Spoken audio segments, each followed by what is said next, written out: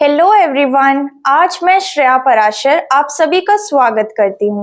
आज हम स्वरूप क्लासेस के कोचिंग सेंटर पर हैं और हमारे साथ हैं सौम्या, जिन्होंने एनआईटी इलाहाबाद जैसे इंस्टीट्यूट में top most branch computer science and engineering को सिक्योर किया है।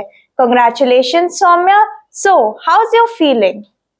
अच्छा लग रहा है, नए कॉलेज में जाने की खुशी है।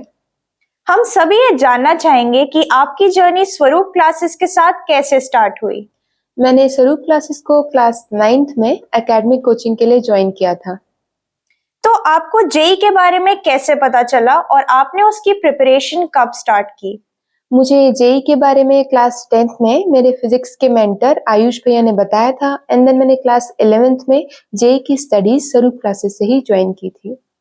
क्लास 10th के बाद क्लास 11th का सिलेबस काफी ज्यादा हो जाता है, तो आपने 11th क्लास की स्टडीज के साथ कंपटीशन की प्रिपरेशन दोनों को कैसे मैनेज किया? आयुष भैया ने हमें डमी स्कूल के बारे में बताया था जो काफी हेल्पफुल रहा। स्कूल चेंज करके मैं मैक्सिमम टाइम जेई की प्रिपरेशन को डिप्यूट कर पाई। ओके सौम्या, बट हमारी सोसाइटी में बच्चों को अच्छे स्कूल में पढ़ाना एक स्टैंडर्ड का सिंबल माना जाता है, तो क्या आपके पेरेंट्स आपका स्कूल चेंज करने के लिए तुरंत मान गए?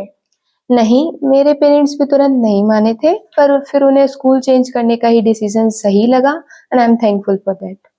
किसी भी एवरेज स्टूडेंट के लिए क्लास 11th में स्कूल चेंज करना कितने हद तक एक अच्छा डिसीजन होगा?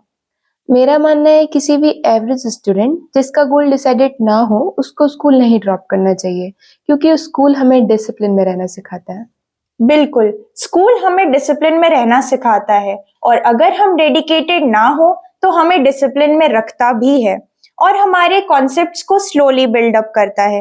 इन एडिशन टू दिस सौम्या, अगर स्टूडेंट का स्कूल चेंज नहीं हो पाया तो क्या वो अच्छे रिजल्ट्स ला सकता है? अगर किसी स्टूडेंट का स्कूल चेंज ना हो पाए देन उसके पास स्वरूप क्लासेस जैसे सपोर्टिंग फैकल्टी होने चाहिए जो उसको स्कूल के बाद भी दिन रात पढ़ा सके। आयुष भैया ने हार्दिक भैया को भी यही सजेस्ट किया था, बट स्कूल चेंज ना हो पाने की वजह से उन्हें इवनिंग और नाइट में क्लासेस लेनी पड़ी। बट टीचर्स के इतने हार्डवर्क के बाद जेई मेन 2021 मार्च अटेम्प्ट में हार्दिक भैया ने 97.20 परसेंटाइल सिक्योर किया। हार्दिक भैया को इतना डेडिकेशन से पढ़ता देखकर मुझे काफी मोटिवेशन मिला। बिल्कुल, हार्ड वर्क से हार्श कंडीशंस में भी अच्छे रिजल्ट्स मिल सकते हैं अगर एक डेडिकेटेड गाइडेंस हो तो। व्हाई स्वरूप classes was a best option for you? स्वरूप क्लासेस ज्वाइन करने के मेरे दो बड़े रीजंस थे। फर्स्टली मेरी दोनों बड़ी सिस्टर का सिलेक्शन यहीं से हुआ। मेरी बड़ी सिस्टर वर्तिका दीदी जिनका सिलेक्शन स्वरूप क्लासेस से ही आईआईटी गांधीनगर में हुआ, एंड माय कजन सिस्टर वर्षा दीदी जिनका सिलेक्शन स्वरूप क्लासेस से ही एनआईटी इलाहाबाद में हुआ। सेकेंडली बाहर हम डिस्ट्रैक्ट और डिमोटिवेट काफी जल्दी हो जाते हैं, वहां हमें संभालने वाला भी कोई नहीं होता। अपने घर पर पेरेंट्स और कोचिंग में टीचर्स संभाल लेते हैं। यस, ऑफ कोर्स, स्टूडेंट की प्रॉब्लम को समझना और उसे इंडिविजुअल अटेंशन देना काफी इंपॉर्टेंट होता है टू अवॉइड डिस्ट्रैक्शंस। तो क्या अपने शहर में डिस्ट्रैक्शंस नहीं होते? जब हम अपने घर में रह के प्रिपरेशन करते हैं तो पेरेंट्स का प्रेशर और निगरानी दोनों ही होती हैं। कोचिंग उसी शहर में होने की वजह से हम अच्छा परफॉर्म करने की कंटिन्यूस कोशिश करते हैं। ज़्यादा बातें पेरेंट्स से छुपा भी नहीं पाते, और अगर डिस्ट्रैक्ट हो भी जाएं तो पेरेंट्स और टीचर्स दोनों संभाल लेते हैं। Let's move to the other part of the interview. What was your daily routine as an aspirant? Mostly time मैं कोचिंग में ही रहती थी, morning 9 to 3 PM, and evening में भी क्लासेस होती थी, एंड बाकी टाइम मैं घर पर सेल्फ स्टडी करती थी। डेफिनेटली सेल्फ स्टडी काफी इंपॉर्टेंट होती है किसी भी कंपटीशन के लिए। So how did you manage time for different subjects and your suggestion for future aspirants? Time management के लिए पहले मैं डिसाइड कर लेती थी कि एक दिन में मुझे कौन कौन से टॉपिक कंप्लीट करने हैं, एंड देन मैं उन्हें कंप्लीट करती थी एंड देन टाइम मैनेज होता था। मैं बाकी एस्पिरेंट्स को यही सजेस्ट करना चाहूँगी कि हम किसी भी सब्जेक्ट को एफिशिएंटली 2 आवर्स तक ही पढ़ सकते हैं। तो अगर आप अपनी स्टडी को प्रोडक्टिव बनाना चाहते हैं तो सब्जेक्ट को चेंज करते रहिए। बिल्कुल, जब टाइम कम होता है तो प्रिपरेशन में एक सिस्टमैटिक वे फॉलो करना होता है। तो आपने अपनी जर्नी में सक्सेसफुल बनने के लिए क्या प्रिपरेशन स्ट्रैटेजी फॉलो करी? मैं अपनी प्रिपरेशन में कोचिंग की शीट सॉल्व करती थी, चैप्टर्स को मल्टीपल टाइम रिवाइज करती थी और मैं हमेशा तीनों सब्जेक्ट को मैनेज करके पढ़ती थी और जो टॉपिक मुझे वीक लगता था उसको थोड़ा ज़्यादा टाइम देती थी। प्रिपरेशन में लंबे समय तक फोकस बनाए रखने के लिए हमें स्ट्रेंथ चाहिए। आपकी स्ट्रेंथ का कारण क्या रहा? मेरी स्ट्रेंथ फर्स्टली मेरे parents and then my chemistry mentor तरुदी रही। They always supported me. जब भी मैं लो फील करती थी या कोई टॉपिक मुझे टफ लगता था तो वो हमेशा मुझसे कहती थी तुमसे हो जाएगा, और वो मुझे हमेशा सजेस्ट करती थी कि मैं पहले इजी क्वेश्चंस लगाऊं and then slowly tough questions पे मूव करूं। सौम्या, स्टडीज में सबका डिफरेंट फोकसिंग पॉइंट होता है।